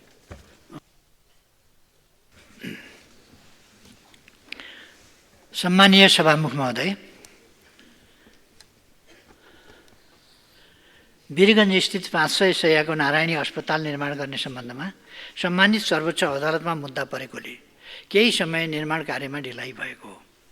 अदालतको फैसला पश्चात निर्माण कार्य अगाडि बढाउन आगामी आर्थिक वर्षमा कार्यक्रम तथा बजेट व्यवस्थापन गरिने विश्वास दिलाउन चाहन्छु। चालु खर्च घटाई पुँजीगत खर्च बढाउन सरकारले विभिन्न कदम चालेको छ। साथै सार्वजनिक खर्चलाई मितव्ययी तथा प्रभावकारी बनाउने सम्बन्धी मापदण्ड 2081 नेपाल सरकारबाट स्वीकृत भई कार्यान्वयनमा ल्याइएको छ। पुँजीगत खर्च बढाउन गत आर्थिक वर्षको सृजित दायित्व रकमान्तर मार्फत भुक्तानी सहजीकरण गरिएको छ। न्यून विनियोजन भएका कम प्राथमिकताका विकास नतिजाहरूको हिसाबले कम महत्त्वका र पूर्व तयारी पुरा नभएका आयोजना तथा कार्यक्रमको कार्यान्वयन स्थगित गरी यस्ता आयोजना तथा कार्यक्रममा विनियोजित रकम उच्च प्राथमिकताका साथ आयोजनामा रकमान्तर गर्ने विषयलाई सरकारले प्राथमिकता दिएको छ। राष्ट्रिय गौरवका आयोजना र राष्ट्रिय महत्त्वका प्राथमिकता प्राप्त आयोजना कार्यान्वयनमा स्रोतको अभाव हुन नदिने व्यवस्था मिलाइएको छ। साथै बहुवर्षीय आयोजनालाई व्यवस्थित गर्न आयोजनाको बहुवर्षीय ठेक्का सहमति सम्बन्धी मापदण्ड 2081 कार्यान्वयनमा ल्याइएको बेहोरा जानकारी गराउन चाहन्छु। आगलागी र डढेलोबाट हुने सम्भावित जोखिमको विषयमा सरकार संवेदनशील रहेको छ। हिउँदे वर्षामा आएको कमी र बढ्दो तापक्रमका कारण विगतभन्दा चाँडै डढेलो तथा आगलागीका घटनामा भइरहेको वृद्धिलाई मध्यनजर गरी सकेसम्म यस्ता घटना हुन नदिने र भइहालेमा सोको नियन्त्रण र न्यूनीकरणका लागि सबै जिल्लामा डढेलो तथा आगलागी नियन्त्रण पूर्व तयारी तथा प्रतिकार्य योजना बनाई कार्य गरेर निर्देशन दिइएको छ। नियोजित रूपमा वन डढेलो लगाउने व्यक्तिलाई प्रचलित कानुन बमोजिम कारबाही समेत गरिनेछ। मान्यज्यूको प्रश्नको जवाब सकियो छ। अब प्रश्नकर्ता मान्य प्रेमबहादुर आले। सम्मान्य सभामुख महोदय, सम्मान्य प्रधानमन्त्रीज्यूलाई म विकाससँग सम्बन्धित रहेर केही प्रश्न गर्न चाहन्छु। पहिलो प्रश्न, सुदूरपश्चिम प्रदेशको सबैभन्दा महत्त्वपूर्ण आयोजना धनगढी, खुटिया, दिपायल, बझाङ, चैनपुर हुँदै उरै भन्ज्याङ सडक दक्षिणमा भारतसँग जोडिएको एक बहुआयामिक सडक आयोजना हो। यो सडक कैलाश मानसरोवरसम्म जाने नेपालकै सबैभन्दा छोटो दूरीको सडक मार्ग भएकोले नेपाल भारतका करोडौँ हिन्दू धर्मावलम्बी यस सडक भएर कैलाश मानसरोवरसम्म जाने भएको हुनाले मुलुकको आर्थिक गतिविधिलाई समेत उचाइमा पुर्याउने यो सडक मार्ग निर्माण गर्नु अपरिहार्यता भएको छ। अहिले 1 अरब बहुवर्षीय योजनाको लागि स्रोत सुनिश्चित भई ठेक्काको चरणमा छ। तर यो बजेट सडक निर्माण पुरा गर्न अति न्यून भएकोले आउँदो बजेटमा सडक निर्माणलाई तीव्रताका साथ सम्पन्न गर्न रु 2 अरब बजेट विनियोजन गर्नुपर्ने आवश्यकता भएकोले यस विषयमा सम्मान्य प्रधानमन्त्रीज्यूको प्रतिबद्धता सहितको उत्तर दिन म हार्दिक अनुरोध गर्न चाहन्छु। साथै मेरो दोस्रो प्रश्न, सहजपुर बिपीनगर बोक्टान दिपायल सडक 2076 फागुन 7 गते तपाईँ नै प्रधानमन्त्री हुँदा डोटी जिल्लाको बिपीनगरमा शिलान्यास गरी सहजपुरदेखि अत्तरकाँडासम्म करिब 50 किलोमिटर सडक कालोपत्रे निर्माण सम्पन्न भइसकेको छ। तर सडकलाई बोक्टानसम्म थप अगाडि बढाउन कालोपत्र गर्न इन्डियन एक्जिम ब्याङ्कको रकम रोड इम्प्रुभमेन्ट प्रोजेक्ट अन्तर्गत सडक विस्तार गर्नुपर्ने भएकोले सो सडकलाई अत्तरकाँडादेखि बोक्टानसम्म कालोपत्रे गर्न अरू सबै प्रक्रिया पुरा भइसकेकोले भारत सरकारले प्रोजेक्ट स्वीकृत गरेपछि मात्र आयोजनाले टेन्डर आह्वान गर्ने भएकोले प्रोजेक्ट स्वीकृतिका लागि सम्मान्य प्रधानमन्त्रीज्यूबाट निर्देशनको लागि पनि म हार्दिक अनुरोध गर्न चाहन्छु। धन्यवाद। सम्मान्य प्रधानमन्त्रीज्यू। सम्मान्य सभामुख महोदय, मान्य प्रेमबहादुर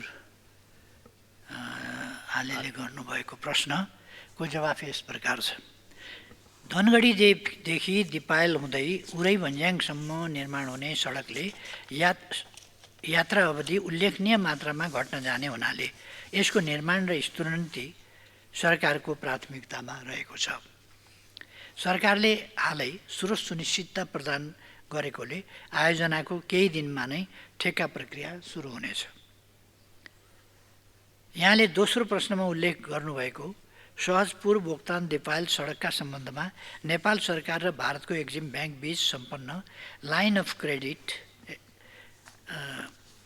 एग्रिमेन्ट अन्तर्गत उक्त सडक खण्डको करिब 50 किलोमिटर निर्माण कार्य सम्पन्न भइसकेको छ। उक्त सडकको बाँकी खण्डको निर्माणका लागि भारत सरकारसँग कूटनीतिक पहल गरिएकोमा उक्त खण्डलाई एलओसी 3 मा समावेश भएको जानकारी प्राप्त भएको छ। यस आयोजनाको निर्माण कार्यलाई सरकारले उच्च प्राथमिकतामा राखेको छ। यति भन्दा जवाफ पुग्छ जस्तो लाग्छ सभामुख महोदय। अब प्रश्नकर्ता मान्य सदस्य प्रेम सुवाल।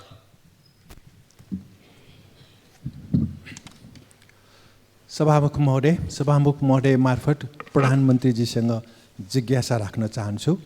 विद्यालय शिक्षा निःशुल्क र अनिवार्य तथा विश्वविद्यालय शिक्षा निःशुल्क नेपालीको सम्पत्तिको सीमाङ्कन र विदेशमा सम्पत्ति राख्न नपाउने, ठुल्ठुला भ्रष्टाचारी र मानव अधिकारको गम्भीर उल्लङ्घन गर्नेहरूलाई मृत्युदण्डको सजाय समेत हुने कानुनी व्यवस्था नभएसम्म व्यापक जनताको हित होला र समाजवाद कार्यान्वयन होला र सरकारले समाजवादलाई व्यवहारमा कार्यान्वयन गर्न के कस्तो काम गर्दैछ? सार्वजनिक संस्थानहरू एक एक गरी व्यक्ति वा निजी कम्पनीलाई बेच्नु समाजवाद नै हो र? धन्यवाद। सम्माननीय प्रधानमन्त्री। सम्माननीय सभामुख महोदय,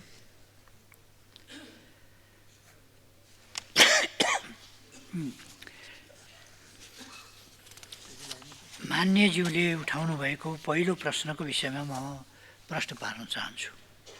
नेपालको संविधानले आधारभूत तहसम्मको विद्यालय शिक्षा निशुल्क र अनिवार्य एवं माध्यमिक तहसम्मको शिक्षा निशुल्क पाउने व्यवस्था गरे बमोजिम कार्यान्वयन भइरहेको मान्यज्यूलाई जानकारी गराउन चाहन्छु। स्रोत साधनले भ्याएसम्म भविष्यमा विश्वविद्यालय शिक्षा समेत कसरी सबैको पहुँचभित्र अर्थात् सकेसम्म निशुल्क कसरी बनाउने त्यसतर्फ पनि सरकारको ध्यान गएको छ। नेपालको संविधानको धारा 25 मा सम्पत्तिको हक अन्तर्गत प्रत्येक नागरिकलाई कानुनको अधीनमा रही सम्पत्ति आर्जन गर्ने, भोग गर्ने, बेचबिखन गर्ने, व्यावसायिक लाभ प्राप्त गर्ने र सम्पत्तिको अन्य कारोबार गर्ने हक हुनेछ भन्ने विषय समावेश गरिएकोमा जग्गाको हदबन्दीको व्यवस्था र प्रगतिशील कर प्रणाली अवलम्बन गरिएबाट सम्पत्तिको सीमाङ्कनको प्रबन्ध भएकै देखिन्छ। जहाँसम्म विदेशमा सम्पत्ति राख्न नपाउने कानुनी व्यवस्था गर्न मान्यज्यूले उठाउनु भएको विषय छ। विदेशमा लगानी गर्न प्रतिबन्ध लगाउने ऐन 2021ले कसैले विदेशमा कुनै किसिमको विदेशी सेक्युरिटी, विदेशी फर्मको साझेदारी, विदेशी बैंक अकाउन्टेन्ट, विदेश स्थित घर जग्गामा लगानी गर्न नपाउने व्यवस्थाले उक्त कार्यलाई निषेध गरेकै अवस्था छ। गैर कानुनी तवरबाट विदेशी मुद्रा अपचलन गरेको भेटिए विदेशी विनिमय नियमित गर्ने ऐन 2019 अनुसार कारबाही गर्ने गरिएकै छ। अर्को कुरा के भने अब यो आइटी जस्तो कम्पनीहरूले यहीँ बसेर पनि काम गर्नका लागि तर जुन देशमा काम गर्ने हो त्यहाँ कम्पनी खोल्नुपर्छ। त्यसकारण आइटीको उत्पादन र व्यापार गर्न सक्ने त्यस प्रकारको स्तरमा नेपाली युवाहरू पनि गइसकेको हुनाले युवाले सस्तोमा त्यहाँ एउटा कुनै अरबौँ राखेर होइन, केही युरो, केही डलर, केही थोरै, केही फ्र्याङ्क वा केही अरू रकम, अरू मुद्रा, पाउन्ड कुनै राखेर उनीहरूले कम्पनी खोल्न सक्छन् र त्यो कम्पनी भएपछि त्यहीँबाट कारोबार गरेको, त्यो कम्पनी मार्फत कारोबार भएको देखिने हुनाले यहाँबाट यहीँ बसेर आइटी को काम चाहिँ विदेशको पनि गर्न सकिन्छ र विदेशी मुद्रा पनि आर्जन गर्न सकिन्छ, यहीँ बसेर राम्रो काम गर्न सकिन्छ, आफै आफ्ना लागि रोजगारीका अवसरहरू पनि सिर्जना गर्न सकिन्छ। यस्ता प्रश्नहरूमा अब कन्जर्भेटिभ हुनु हुँदैन। समयअनुसार हामीले चल्न जानेनौँ भने र समयअनुसार कुन चिज कसरी गर्ने भन्यो भने अरूले आएर यहाँ आइटीका विभिन्न प्रकारका सेवाहरू प्रभाव गर्ने र पैसा लिएर जाने, तर हामीले चाहिँ बाहिर कम्पनी खोल्न नदिने, बाहिर कारोबार गर्न नदिने हुँदाखेरि त्यसको असर चाहिँ हामी कहाँ प्रतिकूल पर्ने, त्यो स्थितिलाई अन्त्य गर्नुपर्छ भनेर हामीले तत्सम्बन्धी व्यवस्था पनि गरेका छौँ।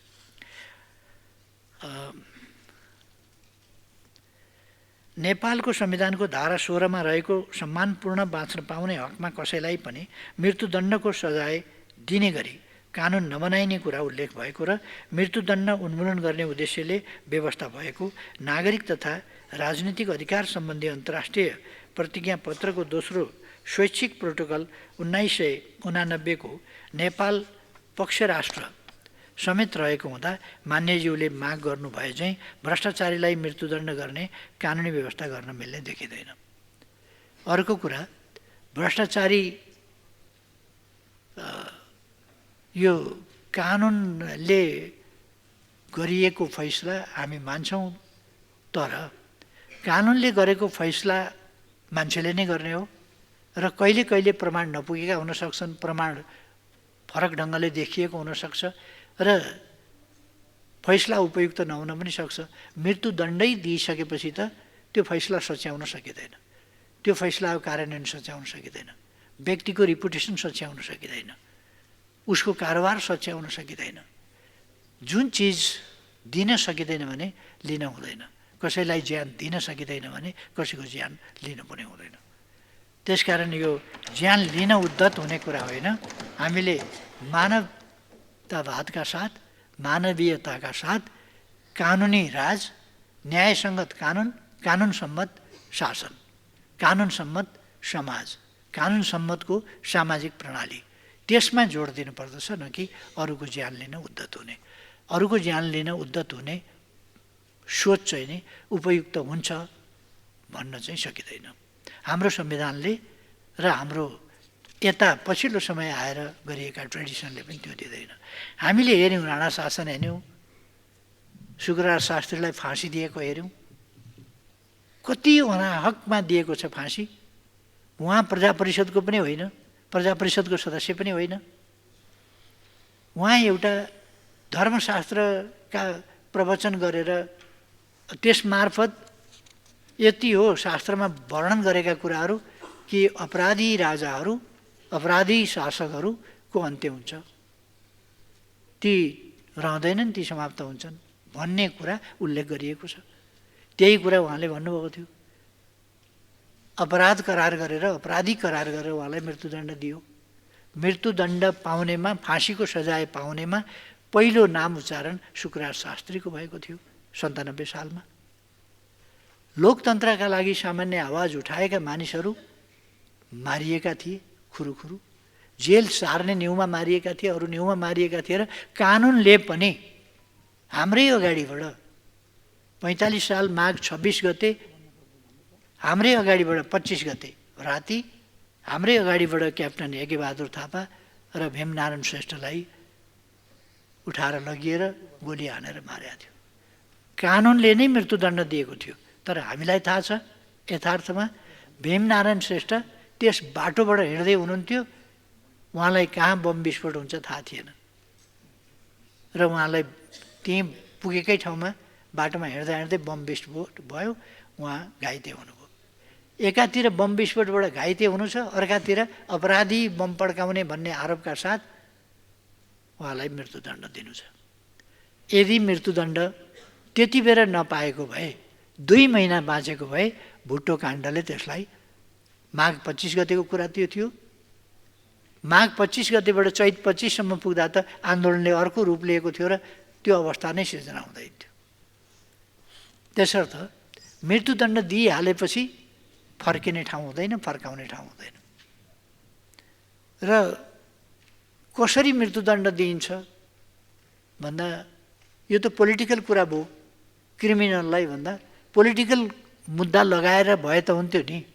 पोलिटिकल मान्छेलाई क्रिमिनल मुद्दा लगाएर हत्या गर्छ नि त। त्यसकारण कुन पोलिटिकल मान्छेलाई पोलिटिकल भनेर धेरै सजाय दिएको छ, क्रिमिनल भनेर त सजाय दिएको छ। त्यसकारण नेपालको संविधान जानी बुझिकन सचेत ढङ्गले निर्माण भएको छ र मृत्युदण्डको पक्षमा हाम्रो संविधान पनि छैन, हाम्रो समाज पनि छैन। एकाध मान्छेले भन्नु बेग्लै कुरा हो।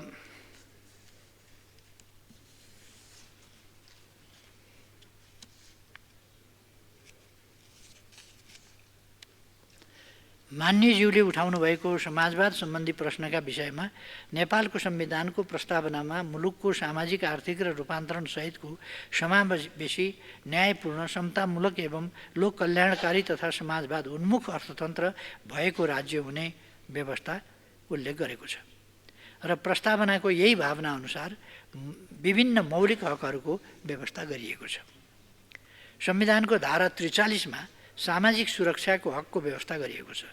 उच्च आर्थिक वृद्धि, न्यायपूर्ण वितरण एवं विकासमा सबैको समान पहुँच मार्फत समाजवाद उन्मुख अर्थतन्त्रमा पुग्न सकिने विषयलाई केन्द्रबिन्दुमा राख्दै समृद्ध नेपाल, सुखी नेपालीको अवधारणालाई कार्यान्वयनमा लैजान वर्तमान सरकार प्रतिबद्ध रहेको छ। समाजवादलाई मूर्त रूप दिन सामाजिक सुरक्षाका विभिन्न कार्यक्रमहरू प्रयोगमा ल्याइएको छ।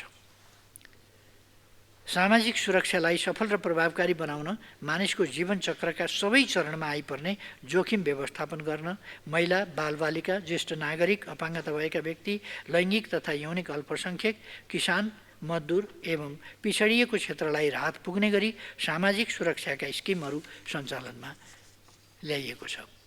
सामाजिक सुरक्षा कोषलाई पनि सामाजिक सुरक्षाको महत्त्वपूर्ण संयन्त्रको रूपमा विकास गरिएको छ। मान्यज्यूले उठाउनु भएको सार्वजनिक संस्थानका विषयमा स्पष्ट पार्न चाहन्छु। रुग्ण तथा बन्द भएका सार्वजनिक संस्थानलाई राष्ट्रिय हित अनुकूल उत्पादन तथा उत्पादकत्व अभिवृद्धि तथा रोजगारी सृजना गर्ने उद्देश्यले सार्वजनिक संस्थान सञ्चालन र व्यवस्थापनलाई प्रभावकारी बनाउन विगतमा केही सार्वजनिक संस्थानहरूको निजीकरण गरिएको थियो। सार्वजनिक संस्थान निजी व्यक्ति वा कम्पनीलाई बिक्री गर्ने उद्देश्यले निजीकरण गरिएको होइन। अब हाम्रा विगतका अनुभवहरू सबैलाई लिएर हामीले विगतका अनुभवले जे देखाएका छन् तीनबाट पाठ सिकेर आगामी दिनमा उपयुक्त ढङ्गले यो निजी क्षेत्र र सार्वजनिक क्षेत्र यो दुईटै क्षेत्र मिलेर अगाडि बढ्नुपर्ने आवश्यकता छ। त्यसो गर्दा व्यवस्थापनका पक्ष या संयुक्त सञ्चालनका पक्ष, लगानीका पक्ष, संयुक्त लगानीका पक्ष आदिबाट निजी क्षेत्रलाई समेत समावेश गरेर अलिक व्यवस्थापनलाई चुस्त दुरुस्त गरेर नै लानुपर्ने आवश्यकता देखिएको छ। त्यसर्थ यसमा अहिलेको समयमा सशङ्कित हुनुपर्ने कुनै आवश्यकता छैन। समाजवादको जहाँसम्म विषय छ, हामी यति बेला समाजवादका कुरा गर्छौँ, तर समाजवादलाई सुदृढ गर्ने सफल बनाउने भन्दा पनि हामीले समाजवादमा हामी पुगेकै छैनौँ। पहिले त समाजवादी प्रणालीमा पुग्नु पर्यो। यो समाजवादी प्रणाली होइन, हामी सङ्क्रमणकालीन स्थितिमै छौँ।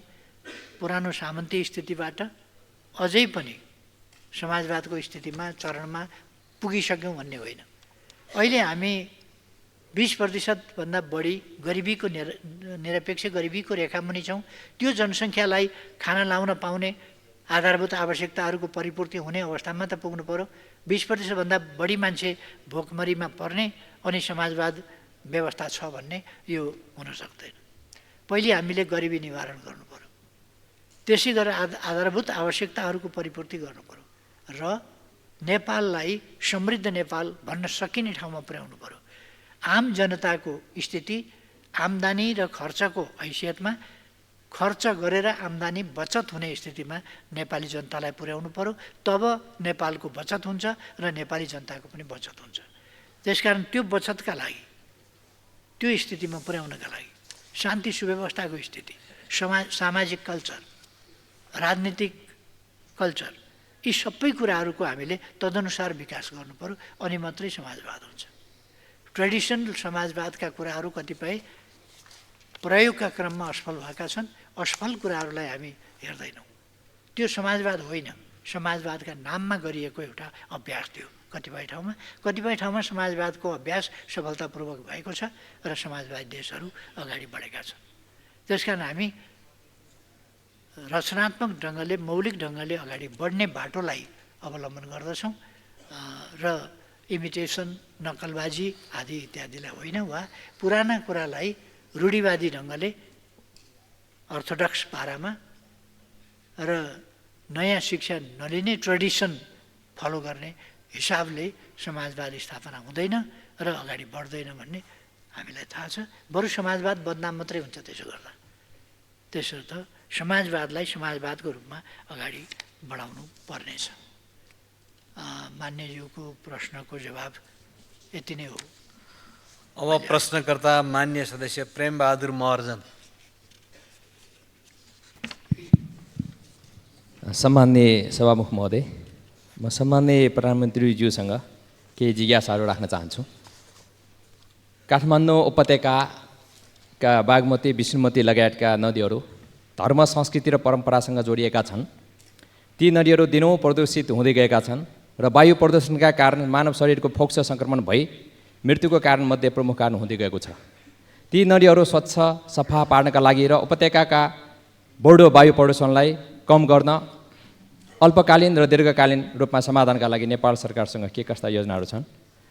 र ऐतिहासिक, धार्मिक एवं सांस्कृतिक सम्पदाहरू भएको सुन्दर सहर काठमाडौँ उपत्यकामा बढ्दो सहरीकरणसँगै खानेपानीको समस्या प्रमुख चुनौती बन्दै गएको छ। चक्करपट बाहिरका विभिन्न नगर पालिका तथा महालक्ष्मी नगरपालिकाको एमादोल लगायत अन्य ठाउँहरूमा मेलम्चीको खानेपानी आपूर्ति गर्न सरकारसँग केही योजना छन्। साथै अर्नीको राजमार्गको वैकल्पिक राजमार्गको रूपमा रहेको ग्वारको लामातार हुँडी काभ्रे पनौटी जोड्ने सडक निर्माणको योजना अगाडि बढी ललितपुरको लाकुरेसम्म लामाटार लाकुरेसम्मको बाटो पुरा भइसकेको अवस्था छ। म नेपाल सरकारलाई धन्यवाद दिन चाहन्छु।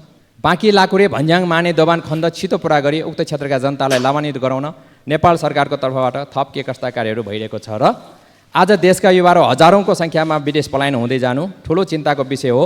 युवा जनशक्तिलाई रोक्न देशभित्र नै शिक्षा रोजगार तथा अन्य अवसरहरू सृजना गरी सबै नागरिकको गुणस्तरीय जीवनको सुनिश्चितताको लागि सरकारको ठोस योजनाहरू के हुन सक्छ? धन्यवाद। सम्माननीय प्रधानमन्त्री।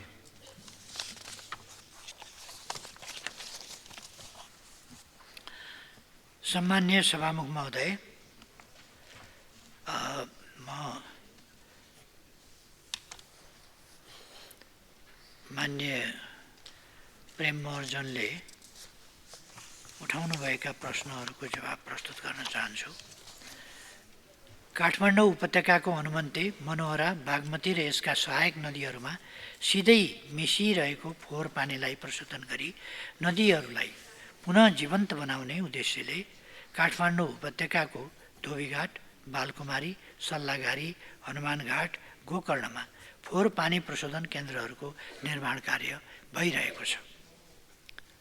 उक्त आयोजना अन्तर्गत गुहेश्वरीमा 3 करोड 24 लाख लिटर प्रतिदिन क्षमताको फोहोर पानी प्रशोधन केन्द्रको निर्माण कार्य सम्पन्न गरी सञ्चालनमा रहेको छ।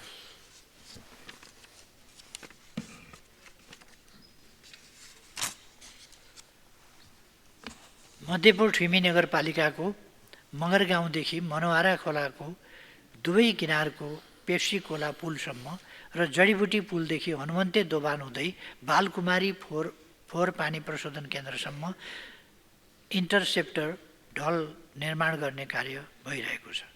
मान्यज्यूले उठाउनु भएको उपत्यकाको वायु प्रदूषण कम गर्ने योजनाका सम्बन्धमा प्रश्न पार्न चाहन्छु।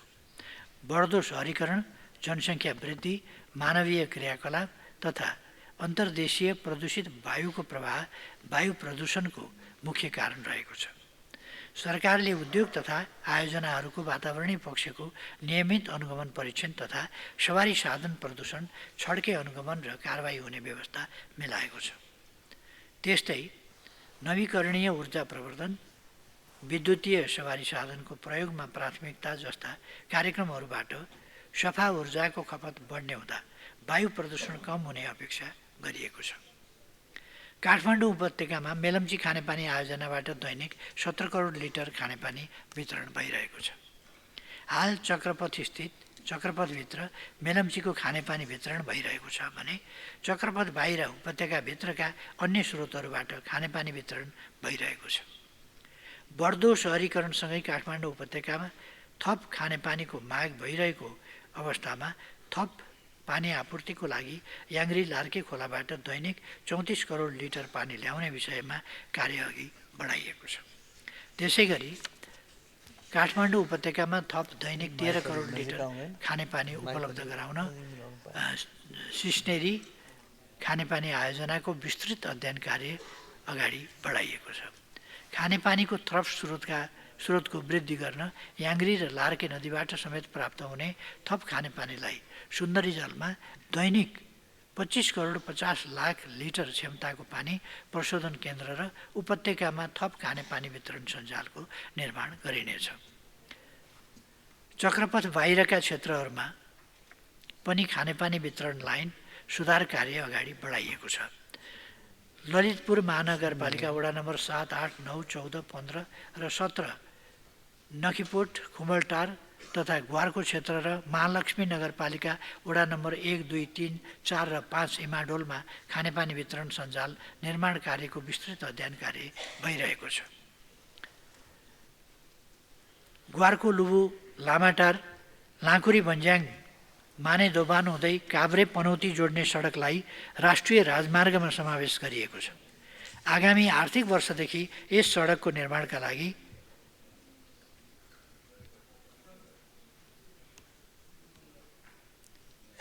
बजेट व्यवस्थापन गरिनेछ। देशका युवाहरू विदेश पलायन भइरहेको प्रति मान्यज्यूको चिन्ता जायज नै छ। सरकारले देशभित्र गुणस्तरीय शिक्षा, रोजगारी र अन्य अवसरहरू सिर्जना गरी युवा पलायन रोक्न प्राथमिकताका साथ काम गरिरहेको छ। नेपालको संविधानले रोजगारीको हकको सुनिश्चितता गरे बमोजिम सरकारले आर्थिक नीति तथा कार्यक्रम र बजेट मार्फत रोजगारी सिर्जना हुने गरी कार्य गरिरहेको छ। स्थानीय स्तरमा बेरोजगार युवालाई रोजगारीको अवसर प्रदान गर्न उत्पादन, उत्पादकत्व र रोजगारी अभिवृद्धि हुने खालका कार्यक्रमलाई प्राथमिकता दिई सोही बमोजिम सबै कार्य अगाडि बढाइएको छ। देशमा लगानीको वातावरण निर्माण गरी रोजगारी सिर्जना गर्न कानुनी तथा संस्थागत सुधारका लागि सरकारले निरन्तर काम गरिरहेको छ। देशभित्र रोजगारीका अवसर सिर्जना गर्नका लागि स्टार्टअप उद्यमलाई 25 लाखसम्मको सहुलियतपूर्ण कर्जा प्रदान गरिएको छ। चालु आर्थिक वर्षमा यस कार्यक्रमबाट 1000 जनाले सहुलियतपूर्ण कर्जा प्राप्त गर्ने गरी काम भइरहेको जानकारी गराउँदैछु। र अलिकति खानेपानीको बारेमा म खानेपानी र वायु प्रदूषणको बारेमा फेरि थप केही कुरा राख्न चाहन्छु। त्यो के भने वायु प्रदूषणको कुरा चाहिँ यो हामीले यहाँ उद्योगलाई कडाइ गर्ने, उद्योगबाट चाहिँ यो लोकल जनतामा असर नपरोस् भन्नका लागि हो। हाम्रा उद्योग छन् नै कति, त्यसले प्रदूषण गरेकै छ कति र केही ठाउँहरूमा खानेपानी के उद्योगहरूबाट निस्किएको विभिन्न फोहोर पदार्थहरूले कहीँ कहीँ बिगारेको छ। एउटा त्यो समस्या छ। नत्र भने हाम्रा इटाभट्टाहरूले लोकल जनतामा प्रभाव, त्यहाँको स्वास्थ्यमा प्रभाव पार्नु एउटा कुरा हो। त्यहाँको स्वास्थ्यमा त गम्भीरै प्रभाव पार्छ। जहाँ इटाभट्टाहरूको सङ्ख्या धेरै छ त्यहाँ जनस्वास्थ्यमा गम्भीरै प्रतिकूल असर पार्दछ। तर आम रूपमा भन्ने हो भने एउटा हाम्रो आफ्नै कारणले भन्दा पनि एउटा त प्राकृतिक कारणले, त्यसमा मानवीय कमी कमजोरीहरू। अब मानवीय कमी कमजोरी मात्रै भनौँ भने अत्यन्त विकसित देशहरूमा अस्ति भर्खरै क्यालिफोर्नियामा विशाल आगलागीले समस्या उत्पन्न गरेको थियो। त्यो एमाजोन रेन फरेस्ट, त्यसमा हुने आगलागीले कहिले कहिले महिनौसम्म डढेर त्यसरी लाग्छ र एउटा भयावह स्थितिको सिर्जना गर्छ। यसै गरेर हाम्रा पनि जङ्गलहरूमा प्राकृतिक कारणले पनि र मानवीय कमजोरीका कारणले पनि आगलागी हुन्छ। जुनसुकै कारणले आगलागी भए पनि वनमा हुने अत्यधिक आगलागी र त्यसबाट हुने कार्बन उत्सर्जन, त्यसले वातावरणमा ठुलो कार्बनमय बनाइदिन्छ हावालाई। त्यो ठुलो प्रदूषणको एउटा माध्यम हो। अर्को छुवाली र पराल, गहुँको छुवाली र पराल, यो गहुँको सिजनमा खास गरी अत्यन्तै ठुलो एरियामा छुवाली डढाएर त्यसको धुलो, त्यसले हिमाल पनि धेरै बिगारेको छ, वातावरण बिगारेको छ। खालि यहाँको हावा र प्रदूषणको मात्रै कुरा होइन, हिमाललाई ध्वस्त बनाएको छ त्यसले। त्यसकारण यसप्रति हामी धेरै सजग हुनुपर्ने छ र क्षेत्रीय स्तरमा पनि यस सम्बन्धमा हामीले गम्भीर रूपमा संवाद गर्नु र यस सम्बन्धमा ध्यानाकर्षण गर्नु र समाधान खोज्नु, साझा प्रयासबाट समाधान खोज्नु जरुरी छ। म त्यो पनि राख्न चाहन्छु। र अन्तर्राष्ट्रिय प्रयासहरू त छँदैछन् यसका लागि गर्नुपर्ने कुराहरू। खानेपानीको सन्दर्भमा हामीले मेलम्ची अथवा लार्केको पानी यी एउटा टनेलबाट आउने पानीमा मात्रै निर्विकल्प भएर त्यसमा मात्रै भर पर्नु पनि हुँदैन। अरू पनि सिस्नेरीको पानी ल्याउने कुरादेखि लिएर अहिले हामीले काठमाडौँ धाप भनेका छौँ। काठमाडौँ धापबाट एक स्तरमा भन्ने हो भने शिवरात्रि आउँछ, त्यस बेला बागमती सफा गर्न त्यहाँको पानी हामी छोड्छौँ र बागमती सफा गरिन्छ। चाडबाडहरूमा त्यस्ताहरूमा अथवा खानेपानीको साँच्चै अभाव परिहाल्यो भने खटाएर त्यहाँबाट छोड्ने पानीले पनि मद्दत पुर्याउँछ। त्यस्तै एउटा त्यो छ भने अर्को नाग के जाति भन्ने छ, यहाँ नाग के यहाँ बिर्सेँ मैले, नागमती हो, नागमती भन्ने ठाउँबाट, त्यहाँबाट पनि हामी राम्ररी पानी रिजर्भर गरेर त्यहाँबाट पनि ल्याउन सक्छौँ।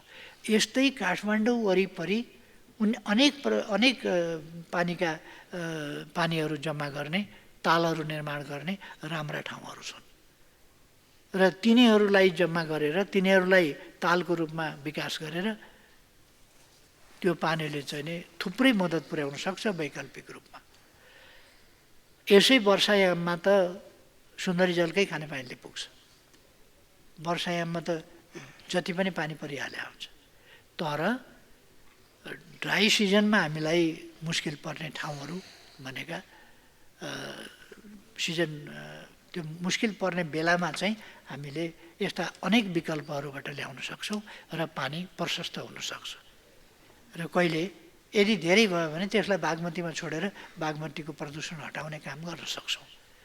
थोरै भयो भनेदेखि खानपिन र सरसफाइमा लगाउँला, यस्ता कामहरू गर्न सक्छौँ। त्यसर्थ अनेक विकल्पमा हामी सोचिरहेका छौँ र त्यसमा काम पनि गरिरहेका छौँ, गर्न प्रारम्भ गरिरहेका छौँ। यति भन्न चाहन्छु मान्यज्यूको प्रश्नमा। अब अर्को प्रश्नकर्ता मान्य सदस्य प्रभु शाह। सम्मानीय सभामुख महोदय, म सम्मानीय प्रधानमन्त्रीजीलाई प्रश्न गर्न चाहन्छु। नेपाली नागरिकता परित्याग गरी विदेशी नागरिकता लिनेहरूको सङ्ख्या कति छ? उनीहरूको पैतृक सम्पत्ति के कति थियो र अहिले कुन अवस्थामा छ? ती अवैध सम्पत्तिहरूलाई राज्यको स्वामित्वमा ल्याउन तपाईँले के गर्नुभयो? खुलिआम हुन्डीबाट ती अवैध सम्पत्तिहरू विदेश लैजाँदा रोक्न नसक्ने सरकारलाई हामीले के भन्ने, सक्षम वा असक्षम? प्रधानमन्त्रीज्यू, ती अवैध सम्पत्तिलाई अब स्वदेश फिर्ता ल्याउने तपाईँको योजना के छ? झन्डै 70 लाखभन्दा बढी नेपाली युवाहरू अहिले वैदेशिक रोजगारमा छन्। उनीहरूको श्रम सम्झौता अनुसार प्रत्येक वर्ष झन्डै 40 खरबभन्दा बढी रिमिटेन्स नेपाल आउनुपर्ने हो, तर अहिलेसम्मको रिपोर्ट बुझ्दा यो वर्ष जम्मा 13 देखि 14 खरब मात्र आउने सम्भावना छ। मेरो प्रश्न छ प्रधानमन्त्रीज्यूलाई, हाम्रा नेपाली युवाहरूले विदेशमा खुन पसिना बगाएर कमाएको पैसा हुन्डी मार्फत खुलिआम कालो धनसँग मिलान भइराख्दा तपाईँ किन मौन बस्नुभयो? नेपाली युवाहरू भ्रष्टाचारीहरूको कालो धन साट्नलाई विदेशमा मरिरहेका छन्, होइन भने सङ्ख्याको अनुपातमा ती रिमिटेन्स किन नेपाल आएन? वैदेशिक रोजगारमा जाने नेपाली मजदुरहरूले विदेशमा आफ्नो ट्रेड युनियनको हक पाएको छैन। किन ट्रेड युनियनको हक नपाउने गरी श्रम सम्झौता गर्नुभयो? अहिलेको 21औं शताब्दीमा नेपाली मजदुरलाई दास्ताको नारकीय जीवनमा धकेल्दा तपाईँहरूले के कति लाभ पाउनुभयो जानकारी पाऊँ। नेपालमा जीडीपी र राजस्वको अनुपात हेर्दा सरकारले जीडीपीको झन्डै 1/3 राजस्व उठाउने गरेको देखिन्छ। 57 खरब जीडीपी रहेको हाम्रो देशमा केन्द्र सरकारले झन्डै 14 खरबभन्दा बढी राजस्व उठाउने, प्रदेश सरकारले झन्डै 2 खरब र स्थानीय सरकारले पनि झन्डै 3 खरब राजस्व उठाउने लक्ष्य राखेको देखिन्छ, जो जीडीपीको 30% हुन आउँछ। यसलाई कर आतंक नभन्ने त के भन्ने प्रधानमन्त्रीज्यू? के यस्तै कर प्रणालीले हाम्रो अर्थतन्त्रको सुधार हुन्छ? हुँदैन भने यो कर आतंकलाई रोक्ने योजना के छ? तपाईँले सार्वजनिक रूपमा भारत भ्रमणमा जाँदैछु भन्नुभएको थियो, त्यो जाँदैछु भनेको कहिले हो? निम्तो नआइकन किन जान्छु भन्नुभयो? यसले देशको प्रतिष्ठामा आँच आएको अनुभूति हुँदैन? यो सरकार 2/3 बहुमतको हो, बलियो छ भन्नुहुन्थ्यो, तर आफैले ल्याएको अध्यादेश पारित गर्ने सामान्य बहुमत समेत नहुँदा अहिले बिचलीमा परेको जस्तो अनुभूति हुँदैन? सत्ता सहयात्रामा रहेका दलहरू नै अध्यादेश अस्वीकार गर्ने निर्णय गरिसकेपछि अब तपाईँ कुन नैतिकताले पदमा बस्नुहुन्छ जान्न चाहन्छौँ। सङ्घीय राजधानी जोड्ने सबै राजमार्गहरू अस्तव्यस्त छन्, तर प्रधानमन्त्रीजीले चारैतिर विकासको चकाचौध मात्र देख्नुहुन्छ। यदि त्यसो हो भने ती राजमार्गहरूमा तपाईँ आफै किन यात्रा गर्नुहुन्न? त्यहाँ लगातार भइरहेको घटना दुर्घटनाको जिम्मा कसले लिने? आवासविहीनहरूलाई घर बनाउन सुरक्षित आवास भनेर जम्मा 75,000 दिनुहुन्छ। आजको युगमा 75,000मा के घर बन्छ? बन्दैन भने थाहा हुँदाहुँदै तपाईँले किन आवासविहीन गरिब दलितहरूसँग मजाक गर्नुभयो? प्रधानमन्त्रीजीले यसको जवाब दिनुहुन्छ भन्ने अपेक्षा सहित धन्यवाद। सम्माननीय प्रधानमन्त्री।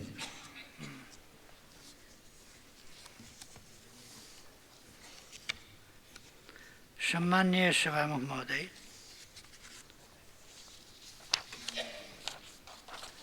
उहाँका प्रश्नहरू, उहाँका मनमा रहेका विरोध, घृणा, आक्रोश आदिले अपमानजनक समेत रहेका छन्। संसद जस्तो गरिमामय ठाउँमा यस्तो भाषा कि तपाईँलाई के लाभ भयो, विदेश युवा पठाएर जस्ता भाषा।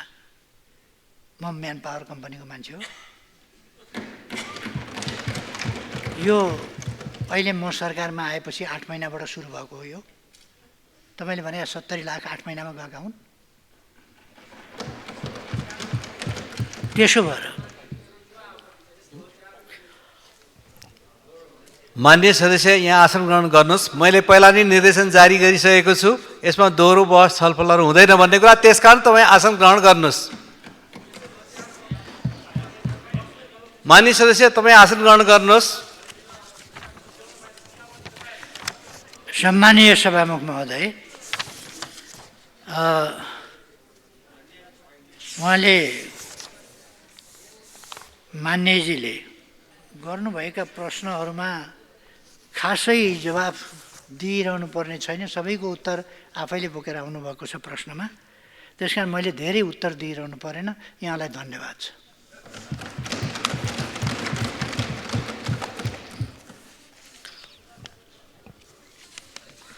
माननीय सदस्यहरू, आजको लागि निर्धारण गरिएको प्रधानमन्त्रीसँग प्रत्यक्ष प्रश्नोत्तर सम्बन्धी कार्यक्रम यहीं समाप्त हुन्छ। सम्माननीय प्रधानमन्त्रीलाई आफ्नो आसन ग्रहण गर्न अनुरोध गर्दछु।